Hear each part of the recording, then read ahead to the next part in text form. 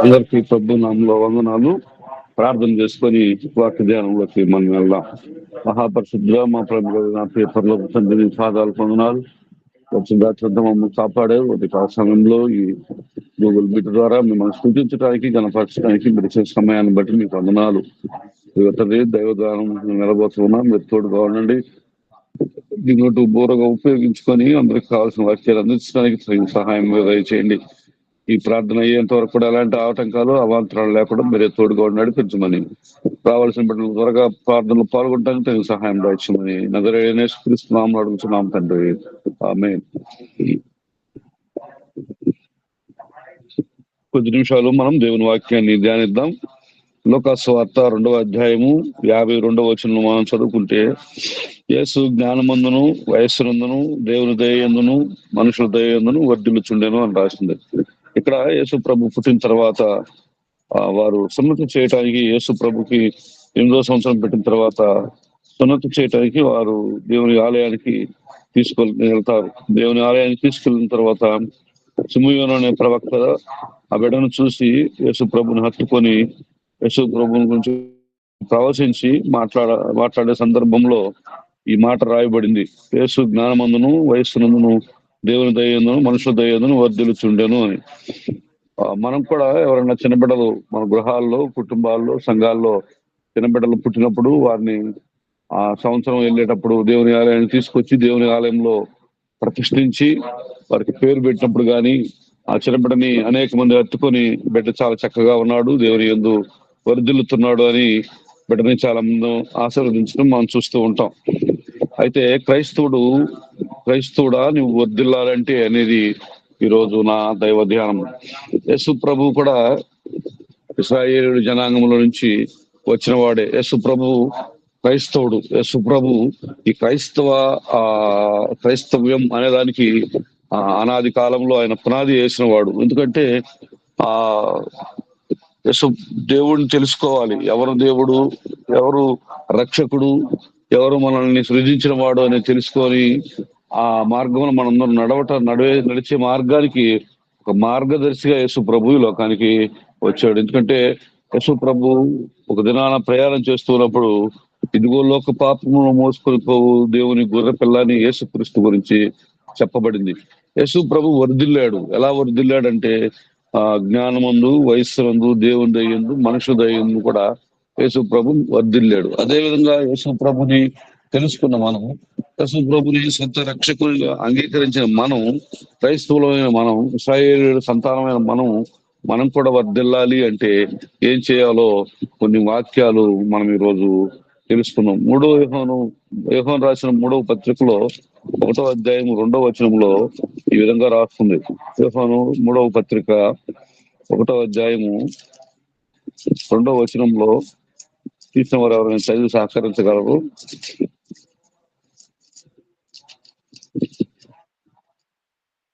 యోహాను రాసిన 3వ పత్రిక 1వ అధ్యాయము 2వ వచనంలో, ప్రియుడా నీ ఆత్మ వర్ధిల్లుచున్న ప్రకారము నువ్వు అన్ని విషయములలోనూ వర్ధిల్లుచు సౌఖ్యముగా ఉండవాలని ప్రార్థించుతున్నాడు.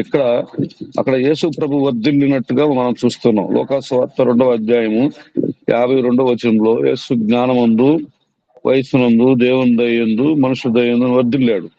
అయితే ఇక్కడ క్రైస్తవుడైన మనకు, ఇక్కడ యోహాను భక్తుడు ఏం రాస్తున్నాడంటే, ఒక విశ్వాసి అయిన మనకు, క్రైస్తవులైన మనకు, ఇశ్రాయేలు జనాంగమైన మనకు ఇక్కడ యోహాను భక్తుడు రాస్తున్నాడు: ప్రియుడా నీ ఆత్మ వర్ధిల్లుచున్న ప్రకారము నువ్వు అన్ని విషయములలో వర్ధిల్లుచు సౌఖ్యముగా ఉండవలను. ప్రియుడా నీ ఆత్మ వర్ధిల్లుచున్న ప్రకారం అంటే నువ్వు ఆత్మీయంగా ఎంత హెచ్చింపబడుతూ ఉంటావో, ఆత్మీయంలో ఎంత బలంగా ఎదుగుతా ఉంటావో, అలా ఎదిగినప్పుడు అన్ని విషయంలో సౌఖ్యముగా ఉండాలని యోహాను భక్తుడు ఇక్కడ రాస్తూ ఉన్నాడు. యేసు ప్రభు వర్ధిల్లాడు ప్రతి విషయంలో. యేసు ప్రభు 30 సంవత్సరాలు తన తల్లిదండ్రులకు జీవించి 3.5 సంవత్సరము ఆయన సువార్త పరిచర్య చేసే క్రమంలో అనేక విషయాల్లో ఆయన వర్ధిల్లినట్టుగా మనం చూస్తున్నాం. సాతాను క్రియల మీద ఆయన వర్ధిల్లాడు. సాతాన్ని ఆయన వచ్చి ఆయన లొంగ తీసుకోవాలని చూసినా కానీ వాటికి లొంగిపోకుండా యేసు ప్రభు ఆత్మీయంగా వర్ధిల్లినట్టుగా మనం చూస్తున్నాం. కాబట్టి మనం కూడా ఇక్కడ యోహాను భక్తుడు రాసినట్టుగా నీ ఆత్మ వర్ధించుల ప్రకారము అన్ని విషయంలో సౌఖ్యముగా మనము వర్ధిల్లాలి అని ఇక్కడ రాస్తున్నాడు. ఇప్పుడు మనం ఏ విధంగా క్రైస్తవుడు వర్ధిల్లాలంటే ఏం చేయాలి? విశ్వాసి ఆత్మీయంగా కానీ, శారీరకంగా కానీ, లోకంలో కానీ బలంగా వర్ధిల్లాలి, ఆశీర్వదించబడాలి, అభివృద్ధి చెందాలి అంటే ఎలా ఉండాలో మనము కొన్ని విషయాలు నేర్చుకున్నాం. 2 సమూయేలు రాసిన గ్రంథము 5వ అధ్యాయము 10వ వచనంలో ఈ విధంగా రాస్తూ ఉన్నాడు. మొదటిగా క్రైస్తవుడు వర్ధిల్లాలంటే దేవుడు మనకు తోడుగా ఉండాలి. మనం వర్ధిల్లాలి అంటే, మనం ఆశీర్వదించబడాలంటే, మనం అభివృద్ధి చెందాలంటే, ఆత్మీయంగా కానీ ఈ లోకానుసారంగా కానీ మనము అభివృద్ధి చెందాలి, వృద్ధి పొందాలి. కొంతమంది క్రైస్తవులు చాలా ఆశీర్వదింపబడి వర్ధిల్లుతూ ఉంటారు, ఎందుకంటే వారు దేవుని యందు భయభక్తులు కలిగి జీవిస్తుంటారు. ఒక ఉదాహరణ, మా గ్రామంలో మేముండే ఏరియాలో, మా హరిజనవాడ ప్రాంతంలో చాలా క్రైస్తవ కుటుంబాలు ఉన్నాయి. కొంతమంది హైందవులు ఉన్నప్పటికీ చాలా క్రైస్తవ కుటుంబాలు అభివృద్ధి చెందారు, వాళ్ళు వర్ధిల్లేరు. అప్పుడు కానీ ఆ పాత తరంలో కానీ ఈ తరంలో కూడా వర్ధిల్లుతున్నారు, ఎందుకంటే వారు దేవుని యందు భయభక్తులు కలిగి దేవుని ఆజ్ఞల ప్రకారం నడుచుకున్నారు. కాబట్టి క్రైస్తవులు, ఆనాటి క్రైస్తవ కుటుంబాల్లో ప్రతి ఒక్క కుటుంబంలో ప్రభుత్వ ఉద్యోగాలు పొందుకున్న వారు అనేక మంది ఉన్నారు. ఒక కుటుంబంలో 2-3 ఉద్యోగాలు కూడా ఉన్నాయి, ఎందుకంటే దేవుని యందు భయభక్తులతో జీవించారు, దేవుని ఆశీర్వాదం పొందుకున్నారు. కాబట్టి వారు ఈ లోకానుసారంగా వర్ధిల్లారు. అలాగా క్రైస్తవులైన మనం వర్ధిల్లాలంటే మొదటిగా దేవుడు మనకు తోడుగా ఉండాలి. 2వ సమూయేలు గ్రంథం 5వ అధ్యాయం 10వ వచనంలో ఏం రాస్తున్నాడంటే, దావీదు అంతకంతకు వర్ధిల్లును, సైన్యములకు యెహోవా అతనికి తోడుగా ఉండారు. మొదటిగా క్రైస్తవుడైన మనం, విశ్వాసులైన మనం, దేవుని ప్రజలమైన మనం వర్ధిల్లాలంటే మొదటిగా దేవుడు మనకు తోడుగా ఉండాలి. ఇక్కడ దావీదు అంతకంతకు వర్ధిల్లును, సైన్యములకు అధిపతి యెహోవా అతనికి తోడుగా ఉండనని ఇక్కడ రాయటం చూస్తున్నాం. దావీదుకు దేవుడు తోడుగా ఉన్నాడు. దావీదు ఎక్కడో అరణ్యంలో గొర్రెలు మేపుకుంటూ ఒంటరిగా సంచరిస్తున్నప్పుడు దావీదు దేవునిలో లీనమైపోయాడు. దావీదు దేవుని భక్తిలో కొనసాగాడు, ఎందుకంటే అరణ్యంలో క్రూర మృగాల మధ్య జీవిస్తున్నప్పుడు దావీదుకు దేవుడు తోడుగా ఉన్నాడు. కాబట్టి దావీదు అంతకంతకు వర్ధిల్లినట్టుగా మనం చూస్తున్నాం. కాబట్టి మొదటి మాట, క్రైస్తవుడు వర్ధిల్లాలంటే దేవుని తోడు కావాలి, దేవుని తోడు మనకు కలిగి ఉండాలి. ఎందుకంటే దేవుని తోడు లేని మనం ఏమీ చేయలేము. అందుకనే ఒక చక్కని పాట ఉంది, మనందరూ కూర్చుని పాట, దేవుడు మనకు ఎల్లప్పుడు, దేవుడు మనకు ఎల్లప్పుడు తోడుగనున్నాడు, తోడుగనున్నాడు. ఏదెనులో ఆదాముత నుండే ఆనుకు తోడా సాగేను, దీర్ఘదర్శకులతో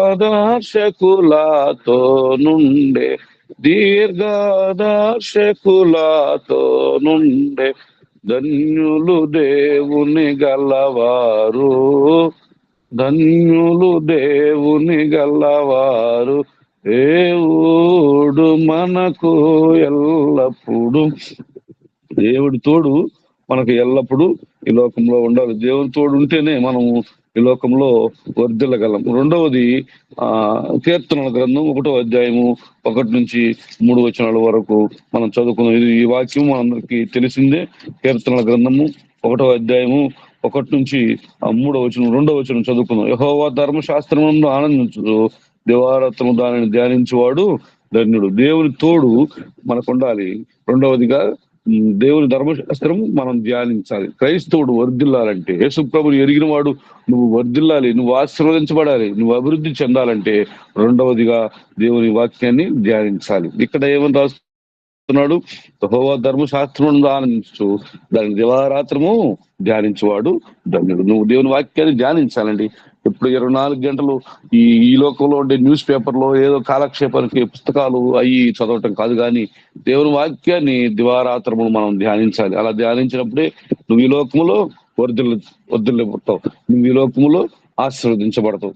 అలాగే మూడవది దేవుని ఆశ్రయించాలి. మొదటిగా దేవుడు మనకు తోడుగా ఉండాలి, రెండవది దేవుని ధర్మశాస్త్రం ధ్యానించాలి, మూడవది దేవుని ఆశ్రయించాలి. 2వ దినవృత్తాంతముల గ్రంథము 26వ అధ్యాయము 3-4 వచనాలు చదువుకున్నాం.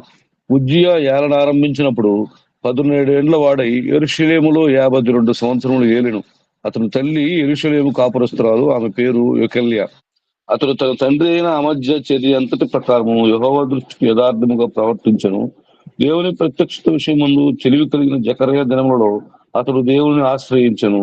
అతడు యెహోవాను ఆశ్రయించినంత కాలము దేవుడు అతని వర్ధిల్లజేసి. ఇక్కడ ఉజ్జియా గురించి మనం చదువుకుంటున్నాం. ఉజ్జియా ఏలన ఆరంభించినప్పుడు 14 సంవత్సరాల పిల్లవాడు. అంటే కనీసం ఓటు హక్కు కూడా వచ్చి ఉండదు ఉజ్జియాకి అతను పరిపాలన చేయడానికి వచ్చినప్పుడు. ఎందుకంటే అంత చిన్న వయసులో తన తండ్రి తర్వాత అతను ఆ రాజ్యాన్ని పరిపాలించడానికి రాజుగా ఎంచబడ్డాడు. అయితే ఇక్కడ రాస్తున్నాడు 5వ వచనంలో, అతడు ఉండాలి. మనం క్రైస్తవుడిగా మనం వర్ధిల్లాలంటే మనం ఏం చేయాలంటే నీతిగా జీవించాలి. కీర్తన గ్రంథము 72వ అధ్యాయము 7వ వచనాన్ని మనం చూసుకున్నాం. కీర్తన గ్రంథము 72వ వచనము అధ్యాయము 7వ వచనాన్ని మనం చూసుకున్నాం. ఇది సొలొమోను రాసిన కీర్తన. అతని దినములలో నీతిమంతులు వర్ధిల్లుదురు, దరిద్రుడు లేకపోవరు క్షమాభివృద్ధి కలుగును. అతని దినములలో నీతిమంతులు వర్ధిల్లాలి. ఎవరు వర్ధిల్లుతున్నారంటే నీతిమంతులు వర్ధిల్లుతూ ఉన్నారు. ఎంతకాలం వర్ధిల్లుతున్నారంటే వారు దరిద్రుడు లేకపో వరకు క్షమాభివృద్ధి కలుగును అని. ఈ లోకంలో మనం నీతిగా జీవించి ఆయన ఆయన వర్ధిల్లా చేస్తున్నాడు. కొంతమంది ఈ లోకంలో అవినీతితో అక్రమ సంపాదనతో ప్రజల్ని ఇబ్బంది పెట్టి చాలా సంపాదించుకుంటూ ఉంటారు. వాళ్ళు మేము బాగా బతికేస్తున్నాం, మేము ఆస్తులు సంపాదించేసుకున్నాం, మేము అన్ని సంపాదించుకున్నాం, మాకు బాగుంది, మేము బ్రతికినంత కాలం తినొచ్చు, తిరగొచ్చు, ఎంజాయ్ చేయొచ్చు అని అనుకుంటారు. కానీ అది వరిదిల్లదు. వాళ్ళు ఈ లోకంలో వర్ధిల్లినట్టు అని వాళ్ళు అనుకుంటారు. కానీ అది దేవుని దృష్టిలో, దేవుని సముఖమందు, రేపు దేవుని తీర్పునందు వారు వర్ధిల్లరు. ఎందుకంటే నీతి కలిగిన వారు మాత్రమే ఇక్కడ వర్ధిల్లుతారని చూస్తున్నాడు. మనం నీతి కలిగి జీవించాలి. నీతి కలిగి ఉంటేనే మనం ఈ లోకంలో వర్ధిల్లింపబడతాం. తర్వాత దేవుని వాక్యానికి విధేయత చూపించాలి. 5వ మాట, దేవుని వాక్యములకు విధేయత చూపించాలి. మొదటి దినవృత్తాంతముల గ్రంథము 22వ అధ్యాయము మనం చదువుకుందాం. మొదటి దినవృత్తాంతముల గ్రంథము 22వ అధ్యాయము 12, 13 వచనాలు మనం చదువుకుంటే, నీ దేవుడైన యెహోవా ధర్మశాస్త్రము నీవు అనుసరించినట్లుగా యెహోవా నీకు వివేకమును తెలివిని అనుగ్రహించి ఇశ్రాయేలు మీద నీకు అధికారము దయచేయును గాక.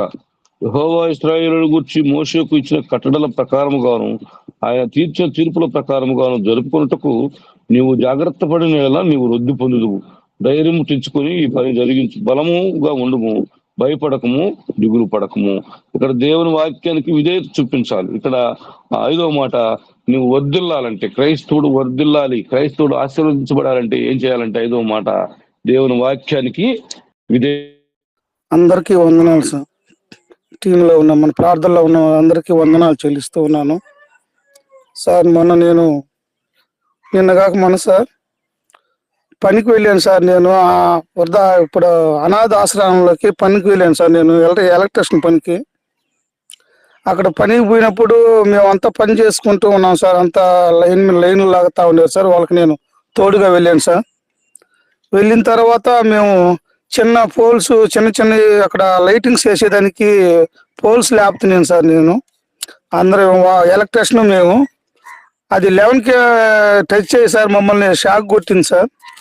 షాక్ కొట్టి మేము అక్కడికక్కడికే పడిపోయాము.